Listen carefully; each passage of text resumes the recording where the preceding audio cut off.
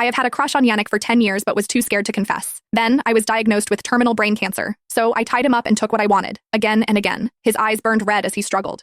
Yulia, if you've got the guts, untie me. I thought that the second I let him go, he would strangle me in fury, but instead he flipped the script, dominating me with a raw, almost punishing intensity, not stopping for a second. Yulia, do I look like some weakling to you? So weak that you had to drug me? I have had a massive crush on Yannick Jordan for 10 years, from my awkward teenage years until my adulthood. He lived in the villa next door. I watched him go from a bright-eyed kid to a man dressed in a sharp suit with a deep voice and smoldering looks. I was hopelessly in love with him, but I never told him. What if I did and he rejected me? That would be game over. Then, 10 days ago, I passed out at work and woke up in a hospital. The doctor gave me a pitying look and said, "It's late-stage brain cancer. It's too late to treat." Just like that, my expiration date was stamped. I was not ready to die. I had not traveled the world yet. I hadn't even slept with Yannick yet. And then I was reminded of the kind of stories I had been binge reading lately. You know, the ones where the possessive, obsessive love interest refused to let the protagonist go. I was going to die anyway. A little recklessness would not kill me any faster, right? So I called Yannick and invited him over for dinner. He was the CEO of Jordan Group, which meant that he was super rich and insanely busy. But he still agreed to come. When he showed up, he looked like he had just stepped off the cover of a billionaire romance novel. He wore a long black coat and had tired eyes, his entire being exuding an effortless cool. That was when I realized he had been overseas when I called. He had been on the plane for an entire day before walking straight into my little scheme. Suddenly, I felt a twinge of guilt. Maybe I should just let him go. But before I could say a word, he strode over to the dining table, sat down, and started eating. I watched as he drank the clam chowder that I had,